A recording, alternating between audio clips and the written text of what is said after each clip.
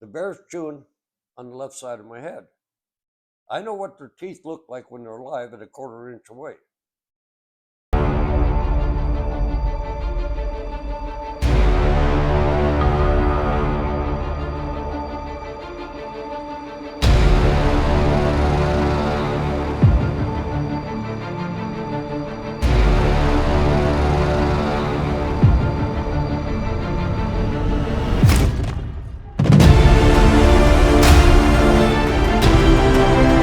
That's a bear my dad shot.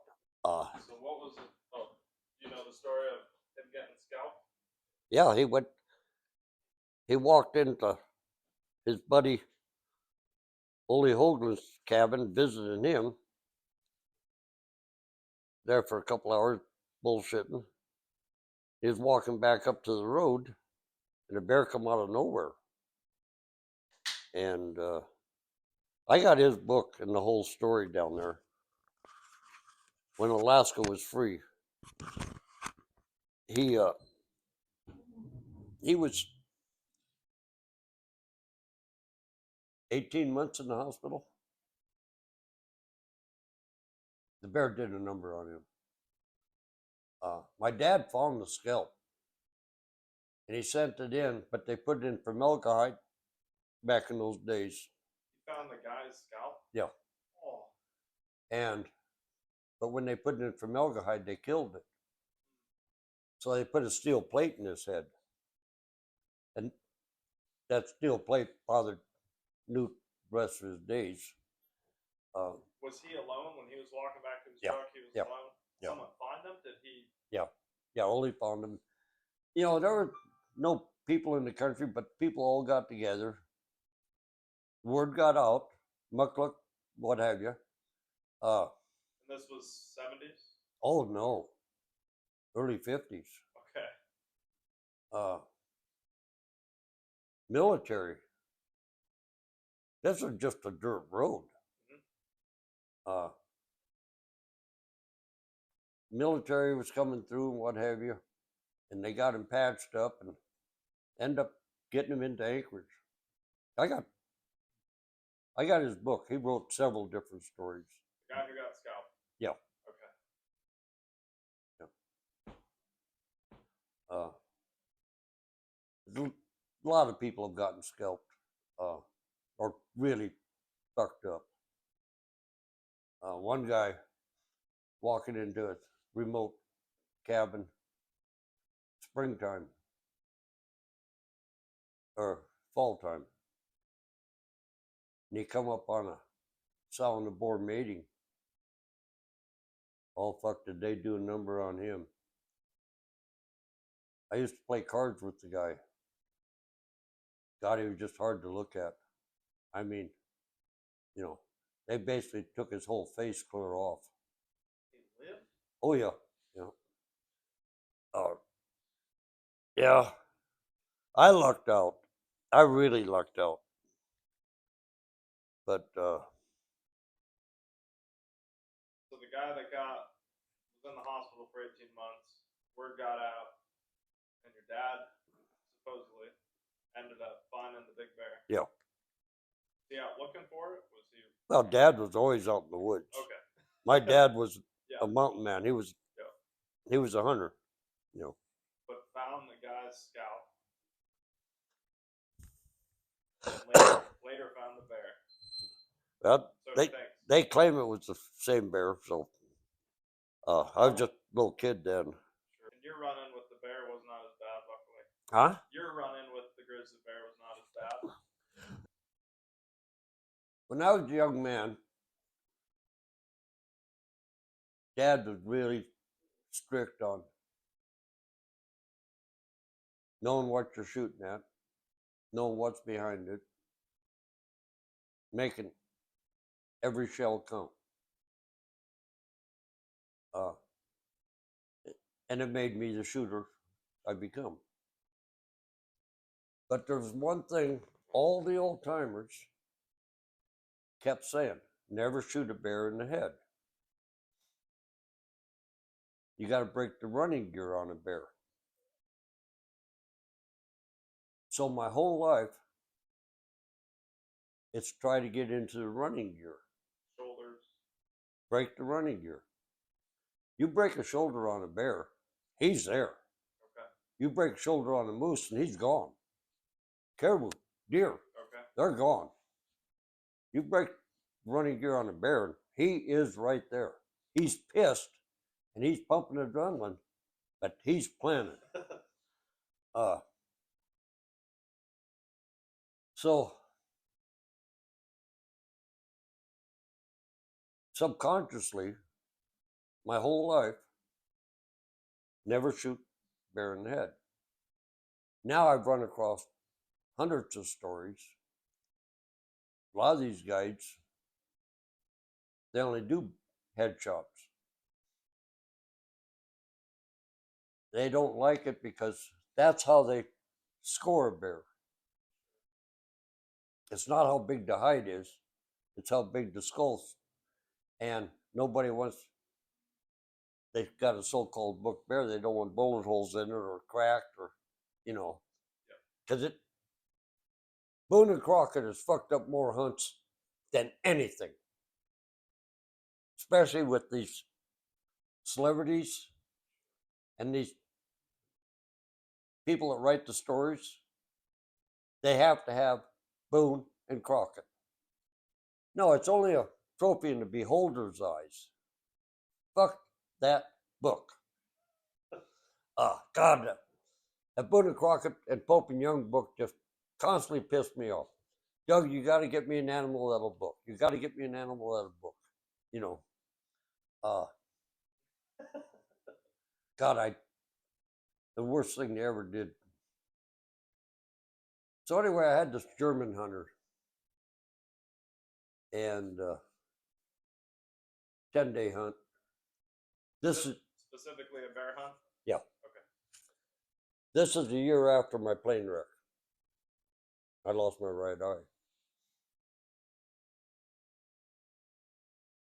We'd gone in on some really nice bears, wading rivers, one river. One day we waded the rivers. This October, it's cold out. We don't have hip boots. Next day I'm wading the river. I get right in the middle and I lock up. And the hunter, he only speaks a couple words of English. He charged on through. He had to come back and pack me out of there. I just totally locked up out in that cold water. But anyway, every time, just about time I'm getting in the rifle range, a draft breeze will hit me in the back of the neck. Boom, the bear's gone. And like everybody, this guy, I'm trying to find him a 9+ bear.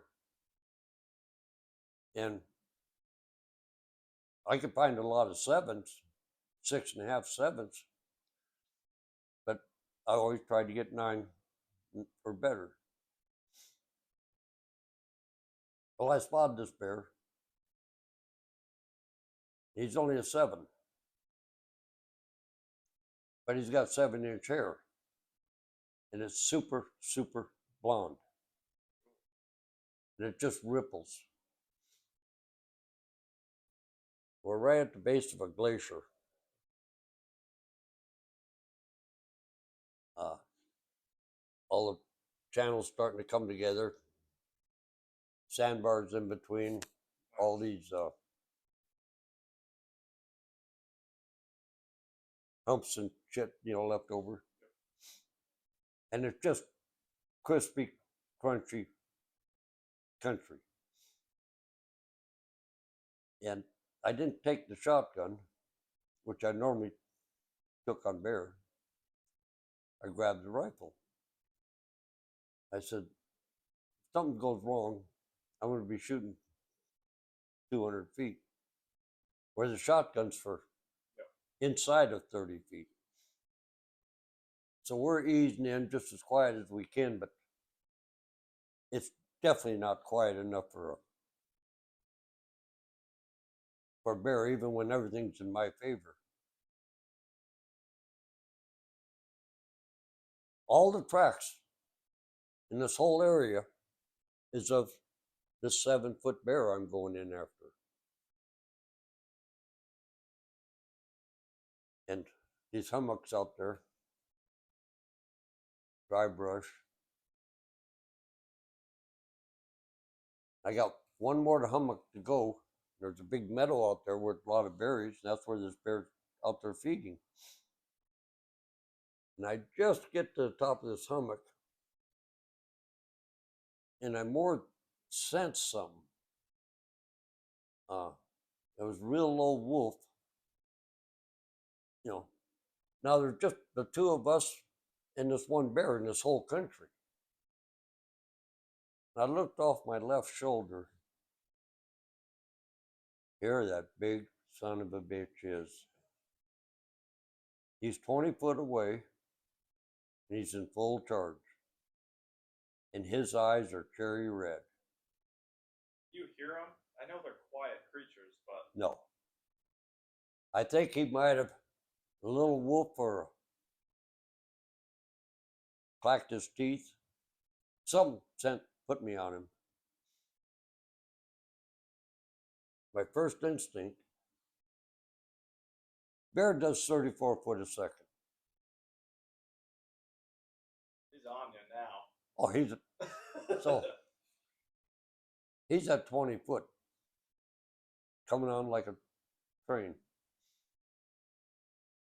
I don't have too much time to do a lot of fucking thinking here, but there's shit going through my mind. And he's got his head about half down, but he's a big bear. Big bear.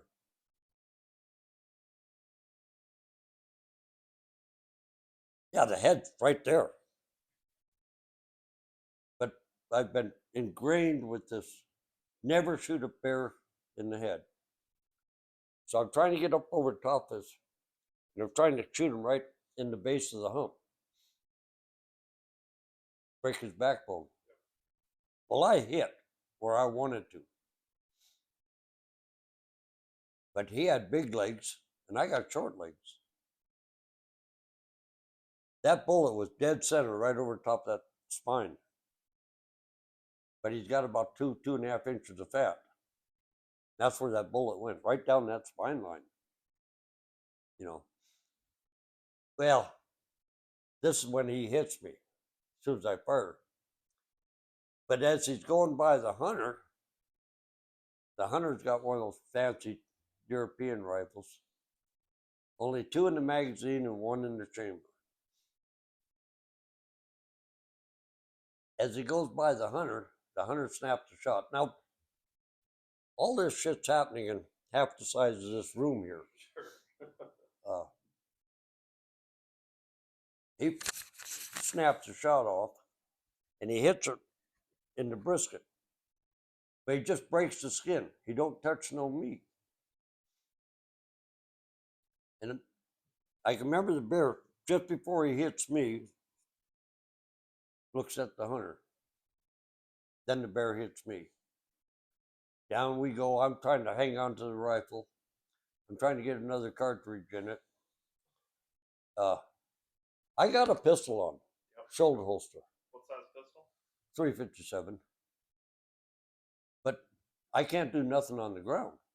You can't get to that pistol. It's totally fucking worthless. So I'm trying to get up on his back. The bear's chewing on the left side of my head. I know what their teeth look like when they're alive at a 1/4 inch away. But I'm worried about the hunter running, and I keep hollering at him. And I says, kill this son of a bitch. And he says, your arm's in the way. Well, that's the side of the bear I'm trying to get up on. And he just keeps stomping me, you know. He's standing on top of me. But I got my arm up trying to, you know. Because if I get up on his back, I can pull the pistol. Sure. Now, you know, I can start dealing the cards. Well, he racks the shot off. I don't know where that shot ever went. We're only talking 5-6 feet. Now he's down to 1 bullet. Yep. But he was trying to miss me. Then the bear just dropped me and went for him. And he fired his last shot, pretty much a hip shot. Broke the bear's neck. The bear's hindquarters from my legs. The head was between his feet. I rolled over, grabbed my rifle, racking around, stuffing into him with the quiver, you son of a bitch, you know. But he was dead. Yeah, I was sore. I had black and blue. Not too badly cut up though somehow. The only place he got me, I had that shoulder holster on. At the edge of the shoulder holster, there was a couple tooth marks, you know, and the rest of it was just bruising from doing the Watusi on me. Yeah, it was. But if I hadn't been ingrained with that, fuck no, I'd have drilled him right between the eyes. Yeah. Because I could have shot. You know, I knew how to shoot. That's one thing I was. Yeah. And but when you're taught all this shit, you stay with it when everything starts going south on you, you know. Now I wouldn't have hesitated. But it was just in the back of my mind, you can't shoot a bear in the head because the bullet's going to deflect off. No, at 3 foot, it ain't deflecting. That's a bitch going to, it's going to, you know. Did you guys have a moment to gain your composure and did you guys take a moment to gain your composure and take a deep breath, or was it just happened so fast? I would imagine. Oh yeah. It's 5 seconds of fury. Was he shaking? Was he a trip of a lifetime? Oh yeah. Got a little scary. I told him, I says, I always like giving the client a story to take home. You know, it's just not going out there shooting something out in the pasture. I give you a story to take home.